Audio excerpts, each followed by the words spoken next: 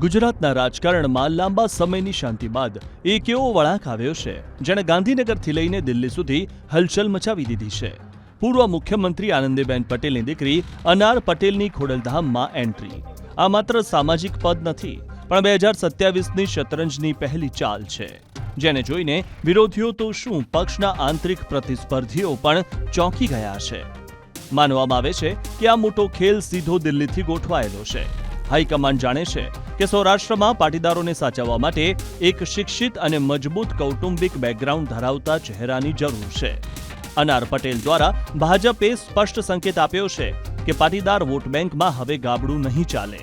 સૌરાષ્ટ્ર અને દક્ષિણ ગુજરાતમાં આપના પગપેસારાને રોકવા માટે અનાર પટેલ ભાજપનું સૌથી મોટું હથિયાર સાબિત થશે।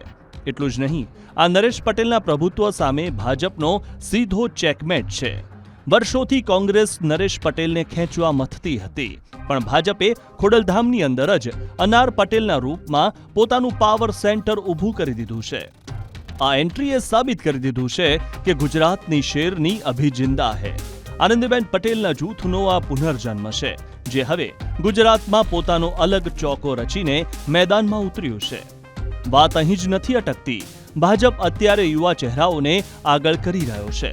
જો 2027 પછી દાદા એટલે કે ભૂપેન્દ્ર પટેલ સક્રિય ન રહે, તો હર્ષ સંઘવીની સામે અનાર પટેલ એક મજબૂત વિકલ્પ બની શકે છે। શિક્ષિત બિઝનેસમેન અને પૂર્વ મુખ્યમંત્રીની દીકરી તરીકેની તેમની છબી તેમને ભવિષ્યના નેતૃત્વની રેસમાં સૌથી આગળ રાખે છે।